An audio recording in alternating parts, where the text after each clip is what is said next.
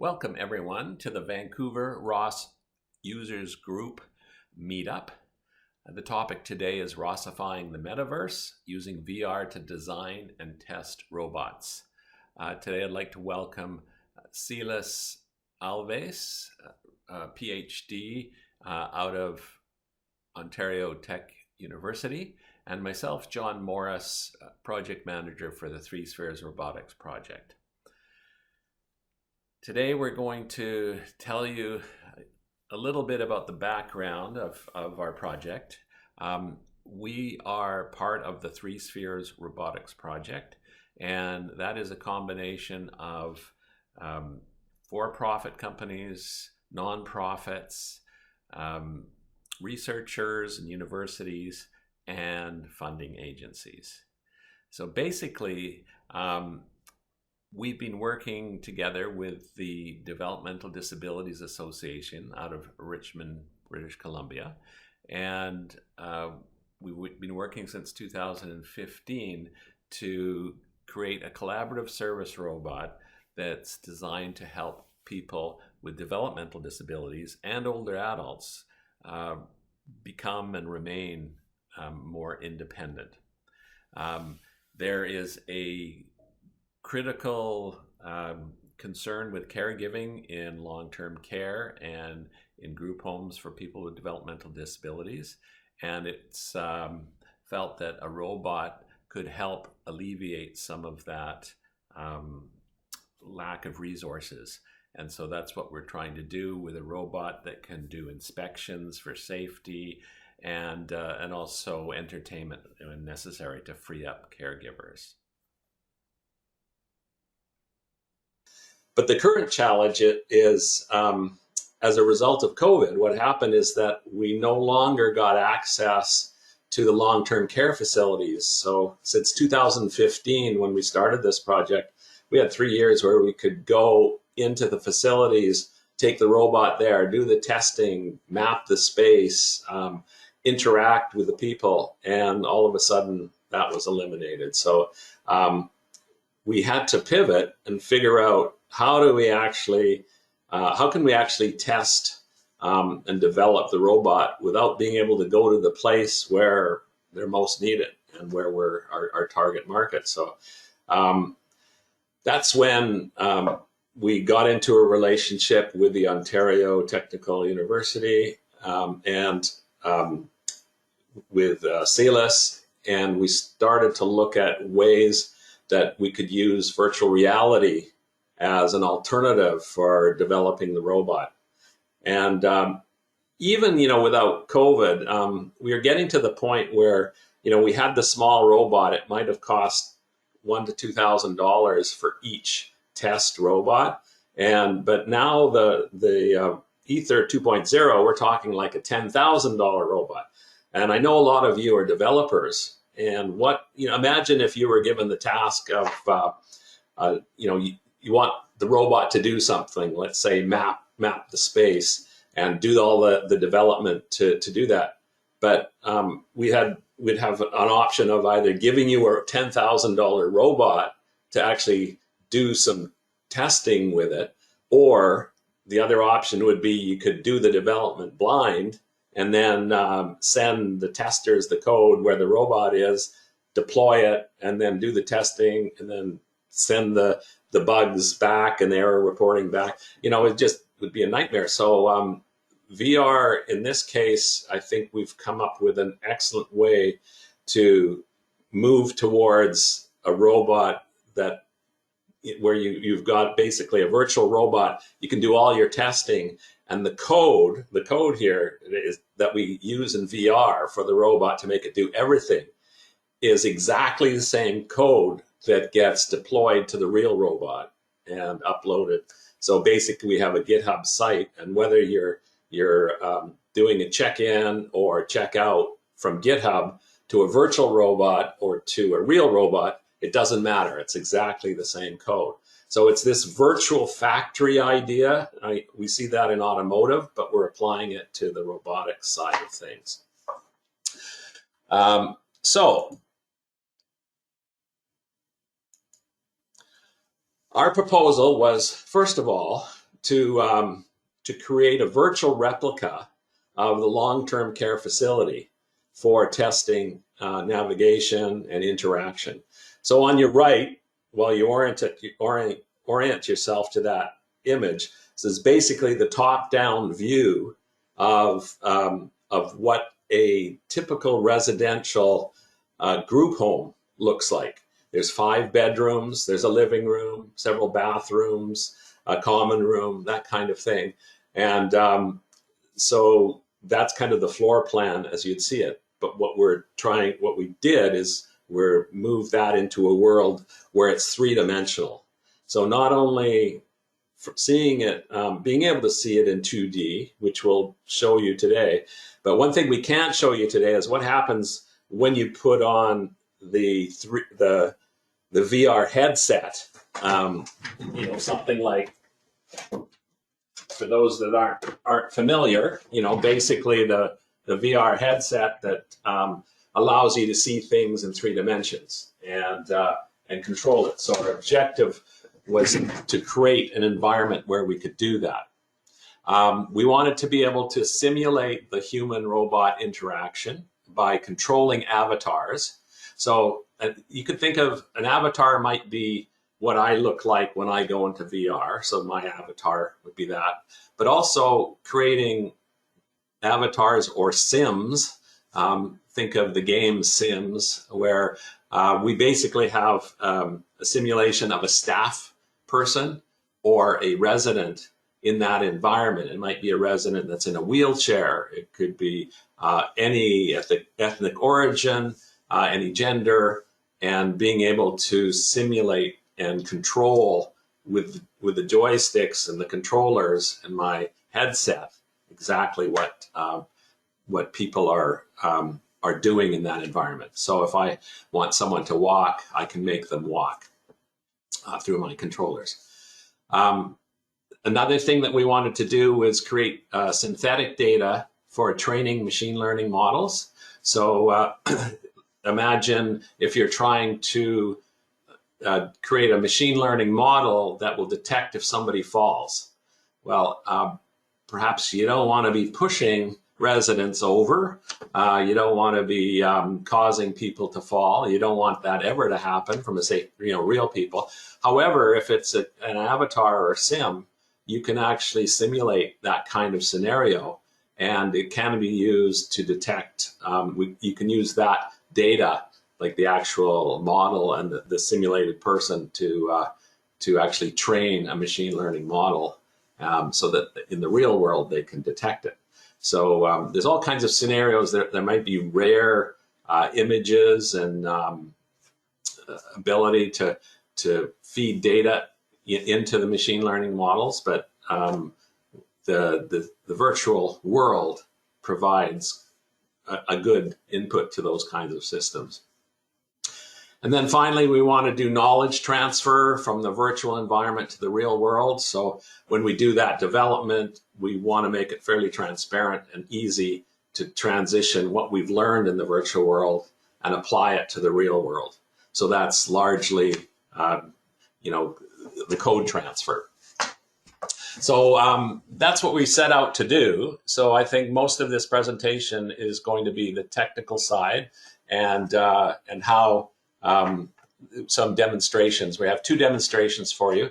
One, we have one of the Altspace environment. Some of you may have heard of that, but Silas will explain that a bit more. And then we're going to show another environment where we actually put our robot and control it within a 3D environment, a virtual environment. So I'm going to pass this on to Silas, and yep.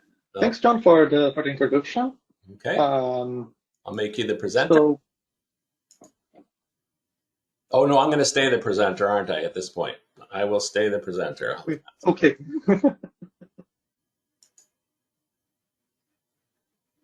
There we go. Okay, so in this project, we found 2 main use cases. The first one being the real world and the other one being the virtual reality.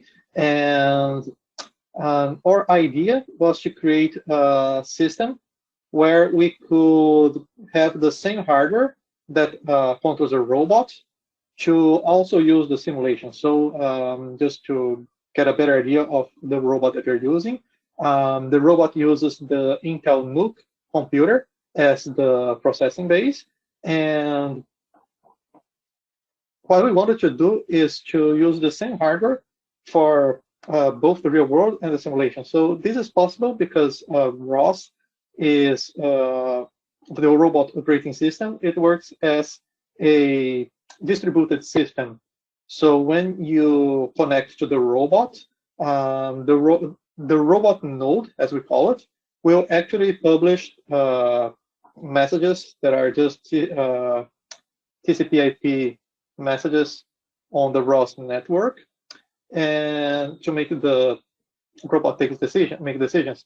So what we realized is that we could just replace that module from our software stack and replace it by the simulator, which allows the robot to enter the virtual world and interact not only with the virtual objects that we place in the environment, but also with the avatars that are being controlled by other people to evaluate the human-robot interaction, which for our case is very important because we want the robots to be able to interact with residents and staff in a long-term care facility. And for that, we need to be able to simulate that kind of interaction. So the way we set up our architecture allow us to do that. So in the next slide, we are going to see how we start to implement that.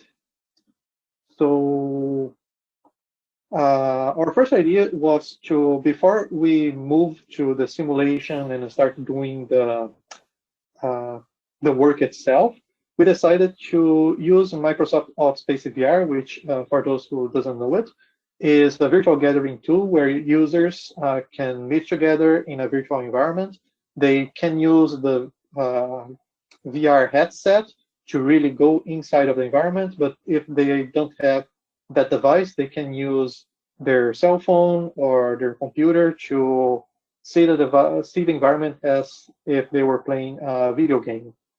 So we used this to upload the virtual replica of the space we created that replicated our partner's long-term care facility, and invited them to come inside and look at the environment, see what we did, the textures, the objects that we added, so they could validate whether the environment looks like the real thing or not, because since we are going to test the robot there, we wanted to make sure that we were as close as possible to the real environment. We also used this to show the iterations of the robot design and get their feedback. So whenever we did a new change on the robot shape or hardware, we would upload to the space and invite people to just come and see what were the difference and get their ideas and their impressions on it. We also use it to demonstrate potential robot behaviors. So how the robot would respond to voice activation, what other tasks the robot could do, for example, detecting water or detecting falling people. So all of these were done with animations within AltspaceVR. And I think Jon can add something to what this means to the client. Right. So when VR is fairly new, especially in the development side of things, with robots. So getting a buy-in that we could actually do a pivot successfully was critical. So we did actually just before the new year, we were able to go to one of the sites at the Developmental Disabilities Association, and we had 10 people put on headsets and go into the AltspaceVR environment that we're going to show you and get their feedback. 1 out of 10 was the worst case scenario that got nauseous and vertigo. But other than that, 9 out of 10 people really enjoyed the experience and said that the space that we designed in VR actually was a very good representation of the real group home. So that was good. And then they also got to see the robot working in that environment. And then they got to see the real robot and command it themselves. And again, that proved to be, got very positive results on a formal survey we did with that group, kind of a focus group of 10 people. So maybe it's time to show AltSpace and just give people a sense of what that looks like. Okay, we'll make you the presenter.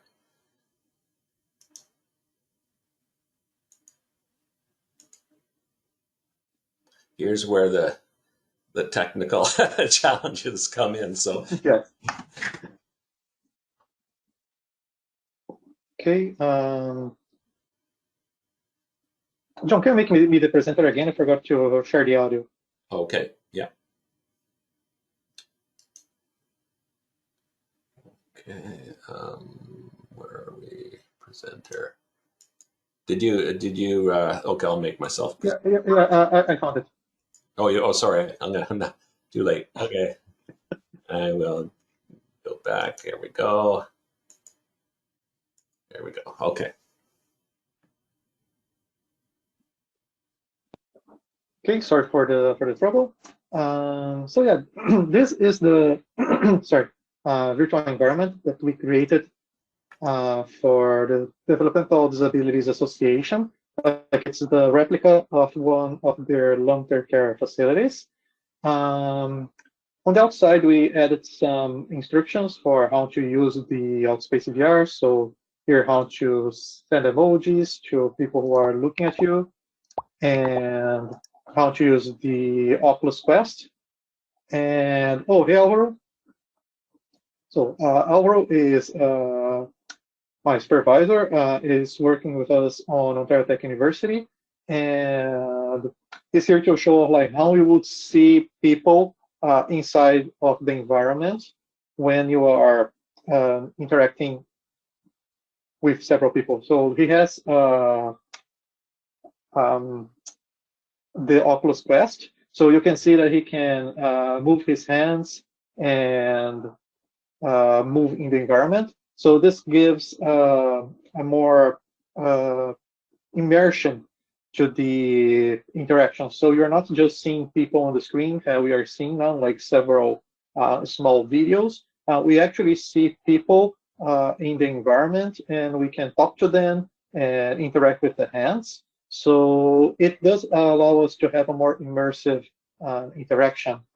So moving on, we added here some other features. So we replicated in this room. We call it the snoozing room.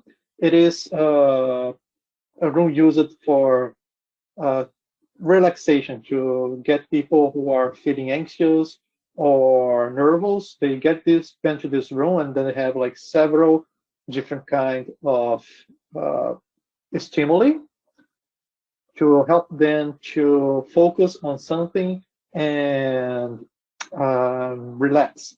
So we also added here, as you can see, a website. So we can actually use this room to have some meetings and showcase stuff from our computer using this tool. So moving on,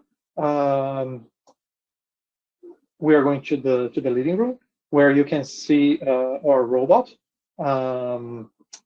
It's possible to say something like, Aether, go to the kitchen. All right, I am going to the kitchen. And we are going to, and people can see how the robot would respond to that and move to on the environment.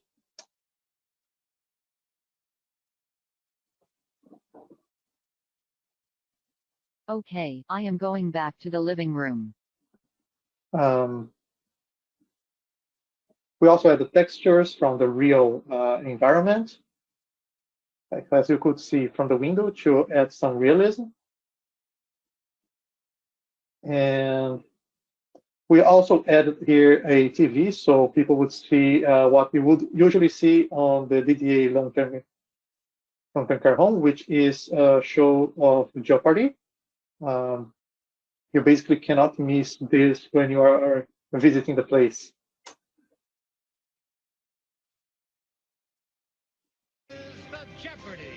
So this is one of those stuff that adds realism to the environment and help people to feel more immersed and have a better experience. So we also added here, we use this environment for our presentation. So in this part, we can see the robot model moving. We added some information about the robot industrial design or how we developed it. On this bathroom, we had some water puddle, so we can demonstrate how the robot would detect water. So basically, the robot has a sensor underneath it. So whenever the robot goes over water, it can detect and send a notification to the management.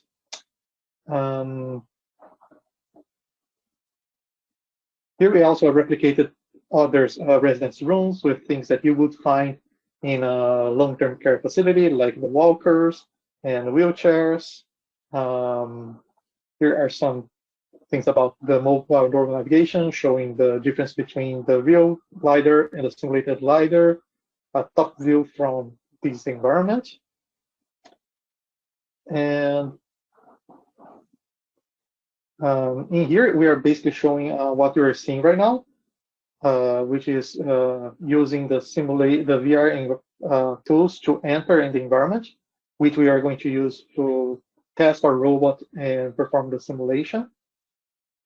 And here we have an example of another behavior that the robot has, which is detecting falling people.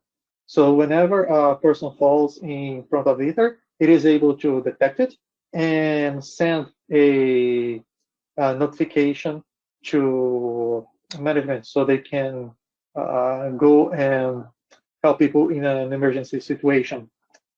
And yes, so this is the environment that we built.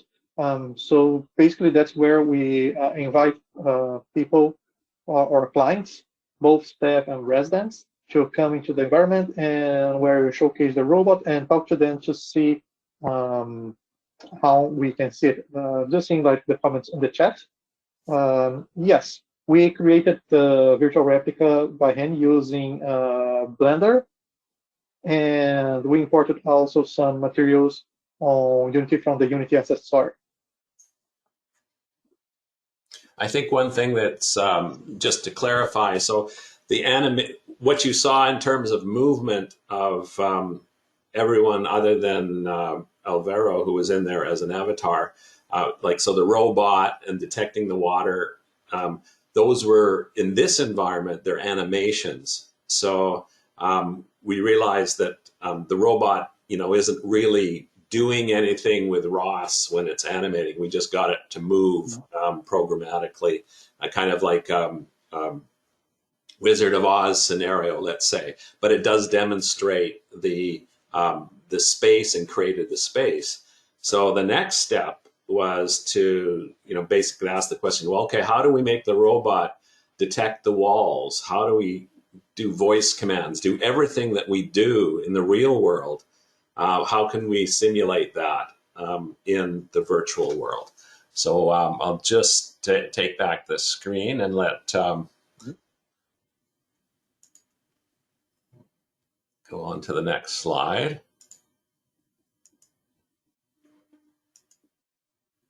So here's some of the tools you were talking about, Silas.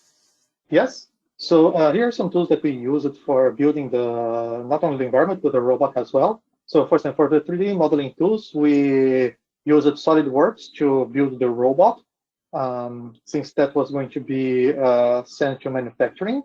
And all the other models were created in Blender, and even the SolidWorks models were imported in Blender, so we could export it to FBX, so Unity could render it. For the simulation engine, we use Unity, and inside Unity, we also use their Pro Builder, the image synthesis, ProGrids, and the ROS TCP/IP connector libraries provided by Unity. And for the 3D assets sources, we use Sketchfab and the Unity Asset Store. So as Jon mentioned, one of the reasons we moved to go to Unity was because AltspaceVR is a tool for social gathering. It's not intended to be used for simulation.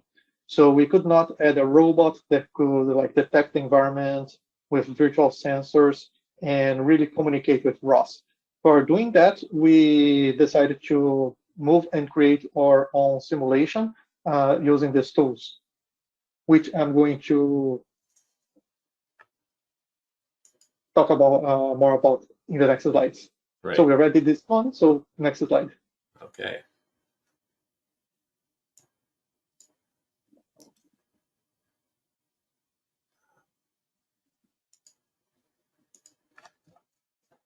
No, it was the next slide.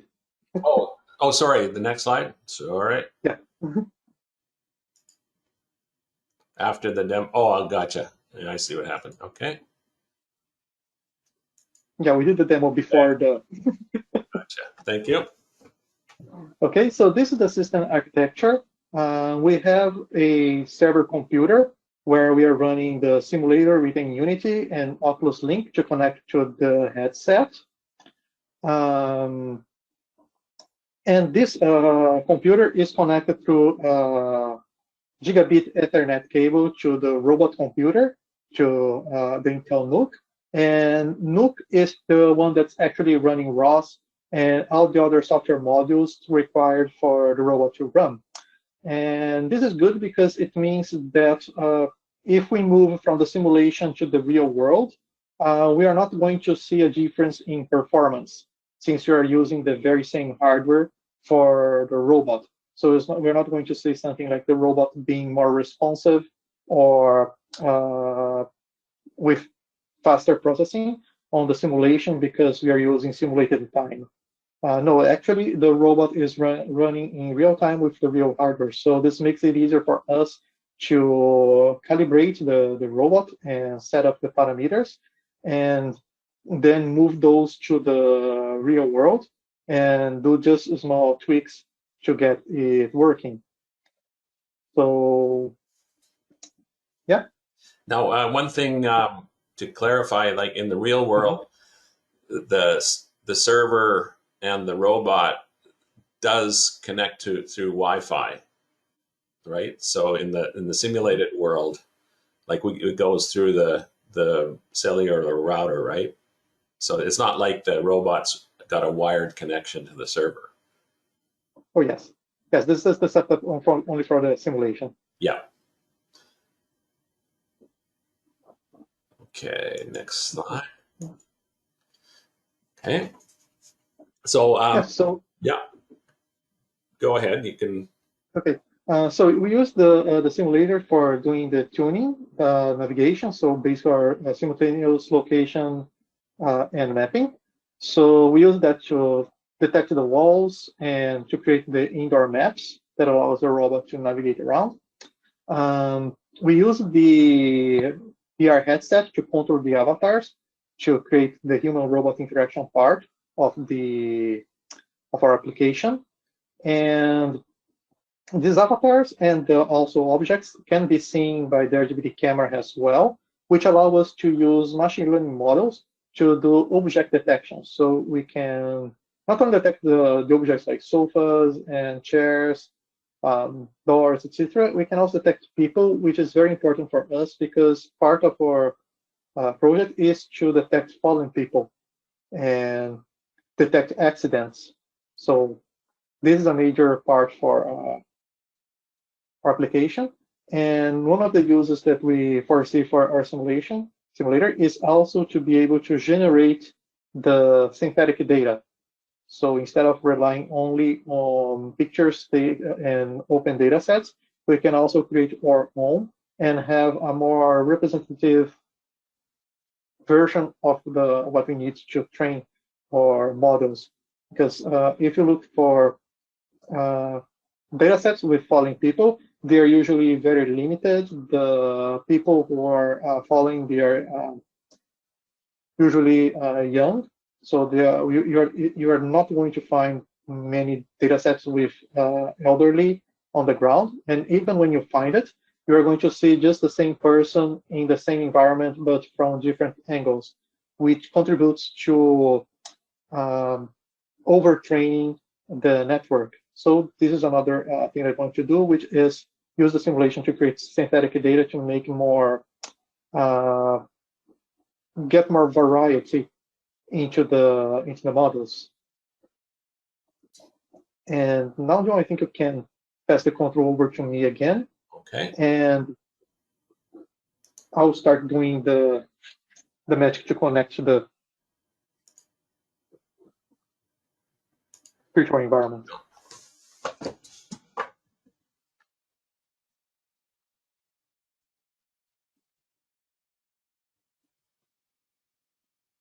Okay.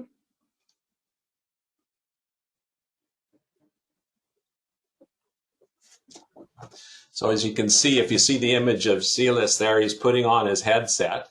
So that's his how he interacts with the system. And on the screen, you're going to see different things. But the image there of the yellow room, that is actually a replica of the office that I am currently in right now. So you'll actually see the desk that I'm sitting behind. But that boardroom table, the bookcase, all that's all my office. So a lot of the time, the real robot is in this office and it's being tested.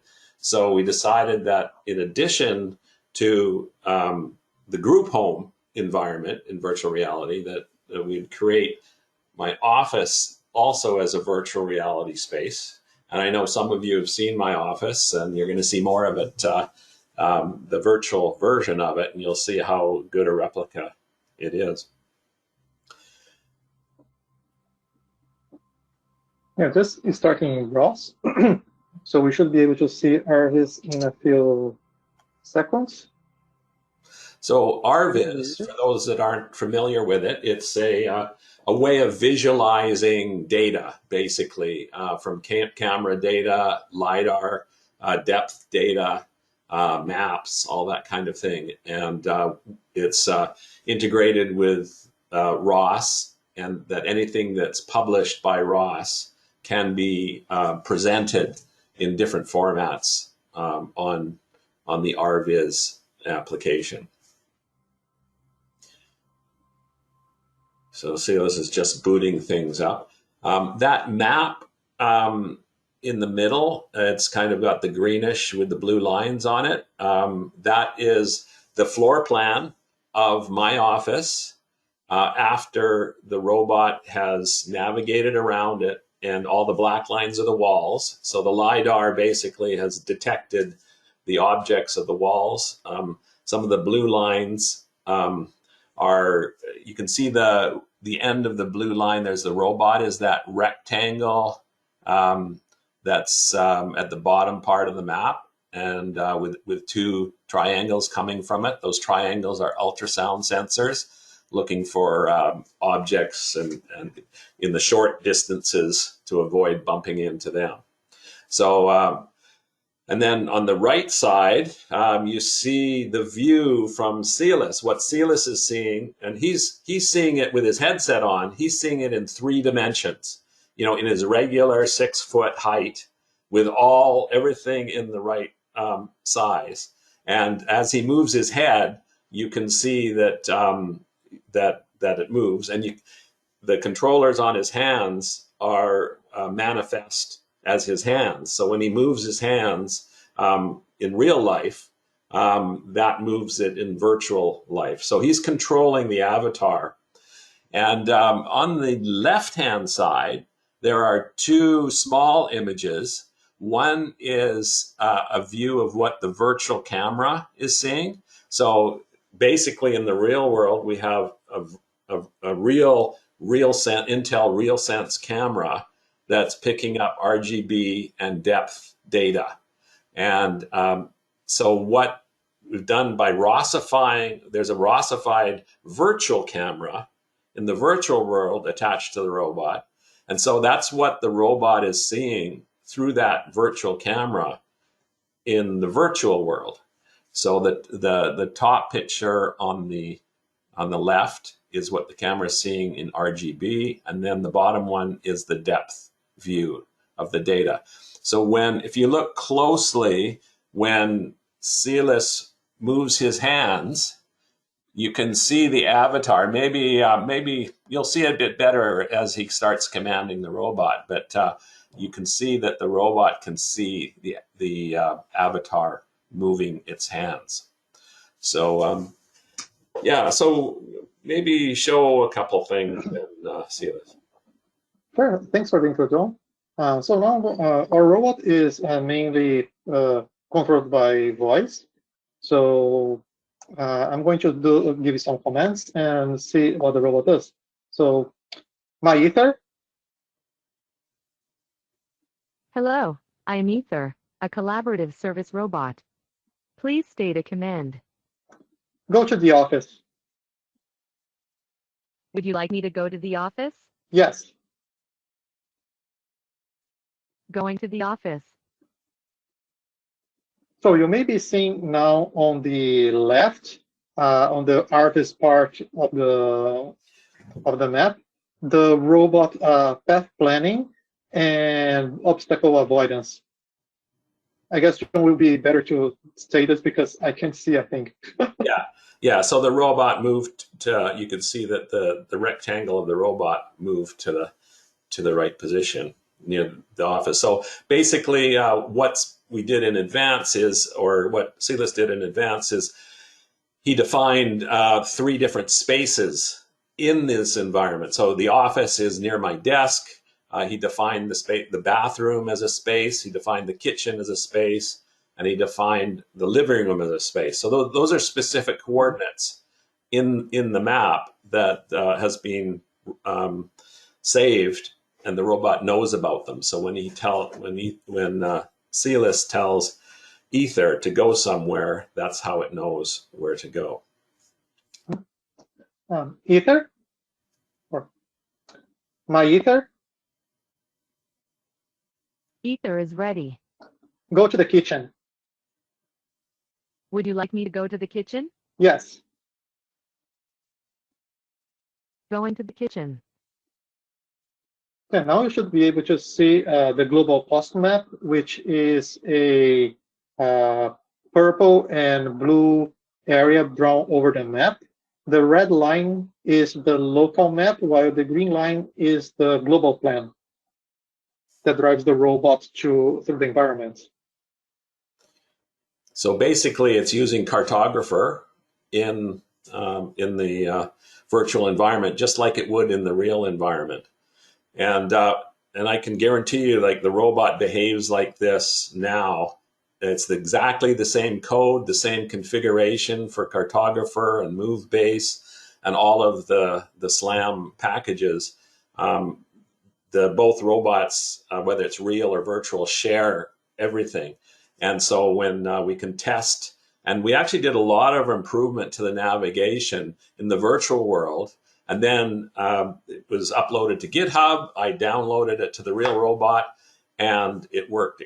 And it works exactly the same way. So the time savings, the cost savings of testing this way and trying these things is really incredible. My Aether. Go to the bathroom. Would you like me to go to the bathroom? Yes. Going to the bathroom.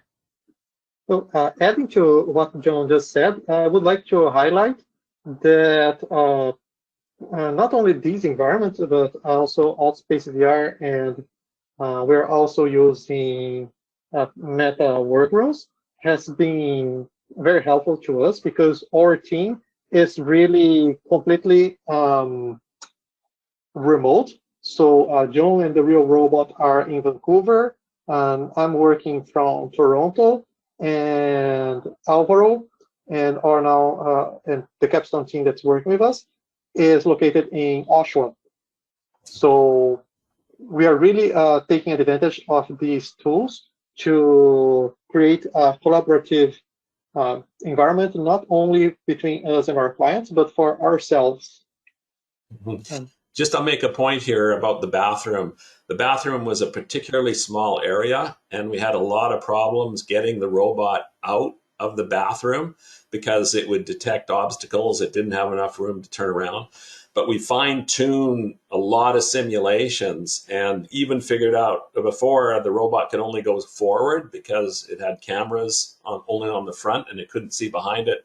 But actually, we upgraded some of the move base packages and global planning and local planning packages that we use. And now the robot can actually back out of the bathroom, as you'll see in a minute. And this happens in the real world too. My Aether? Go to the living room. Would you like me to go to the living room? Yes. Going to the living room.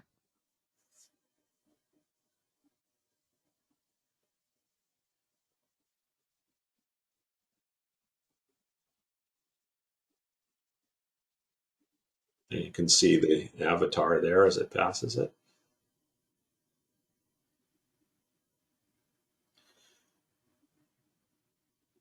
Now, one thing that's important to note here. So one thing Aether can do is it can recognize people. So it can recognize a person and their pose, but it also can recognize the face of a person.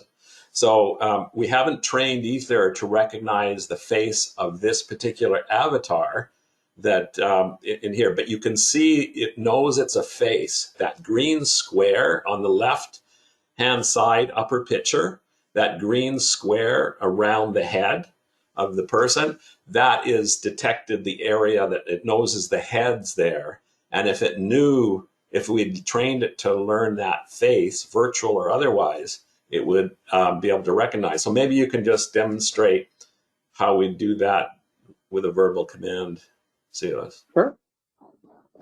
My Aether? Who do you see? I see at least one unknown person. So if it was actually Silas there and we trained it to see Silas, so in the real world, it recognizes me, Silas, and several other people, probably about 50 other people at this point, because we took Aether to a conference and a lot of people. I know that even a year later, Aether still remembers them if they come into the room. So you can see that basically a virtual camera is using, ROS to detect, virtual avatars. And that's exactly how it works in the real world. But it's actually the real robot, the real camera, and the real people. So maybe try one thing about Aether is Aether also has all the capabilities of Alexa. So maybe you could get Alexa to tell us a joke, Silas. Sure. Alexa, tell us a joke. Why do mummies love going to the spa? It's a great place to unwind.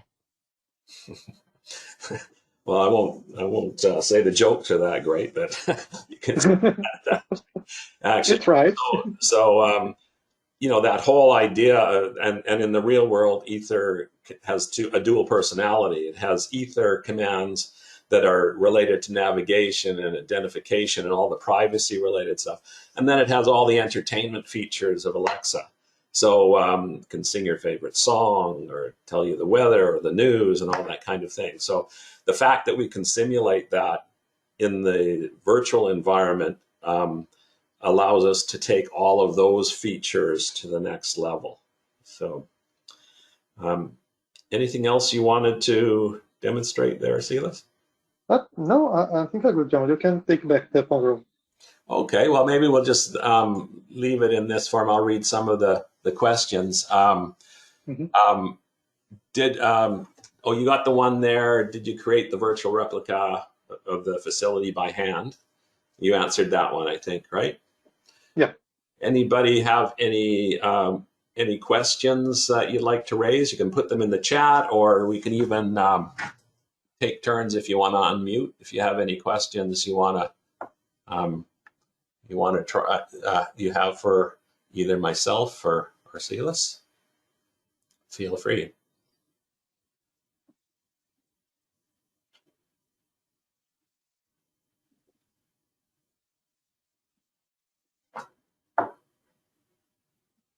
When I first saw this, I was kind of speechless. To tell you the truth, it was like I didn't know what to make of it, because it's so odd seeing, being that like omnipotent, above it all kind of view of what's going on, and watching, seeing what Aether's seeing, you're seeing it respond, you're seeing the avatars. It's like, man, everything's there. So, one comment: very interesting application of robotics within VR. Silas, have you tested the simulation with a crowded environment, like a large number of people in the facility? No, not yet. We are moving towards that direction. So right now we are working into improving the avatar commands. So right now we can't move the avatar. You can only move your head and your hands. So the next step would be allowing people to move inside of the environment. And then we are going to create a mix between people controlling avatars and also animated avatars that can go around the place doing predefined paths. And when we reach that point, we are going to test the navigation in crowded environments. There was other people in the group that have participated on the project, and I just want to point out that on the wall and on the desk, Sina might notice there that there are the AR tags that are used as landmarks for navigation. So every once in a while, as Aether rolls past and sees those, it recalibrates itself and where it is. So in the real world, that helped us make our navigation more accurate. And the same thing works just as well in the virtual environment. And in addition, we have we call it an inspection tester. And what it does is it goes through, 20 or 30 iterations from one location in the space to another, so that we can repeat for hours at a time a movement and navigation in an automated way. It's kind of an automated testing technique for the navigation, so we can measure how much variation there is in where the robot stops and the paths it takes. And we had our own homegrown application built to do that, and that works in the virtual environment as well. So it's pretty powerful that way. Any other features that you can think of, Silas, that we hope to see? I think, I know there's pose detection, as others in the audience may have worked on pose detection. And that's where we could do a follow me kind of skill, and or dance with me for entertainment, those kinds of things, or chase me, games that you could get the robot to play. And that's one of the next things we're going to do, is work on the pose detection as opposed to the face detection. And so that's something coming down the pipeline. Yeah, regarding the development of the simulator, We are looking into improving the VR, as I said, improving the VR controls to allow people to better control the avatar, and not only do that in standing, but also moving the avatar with using wheelchairs or walkers, to because we are going to, the robot is going to interact with people using those devices. We are also looking into enabling some sort of multi-user simulator, so we can have more than one person entering the environment and interacting with the robot. For that, we are also looking into virtualizing the microphone. Right now, the microphone the robot uses is the actual microphone used by the real robot.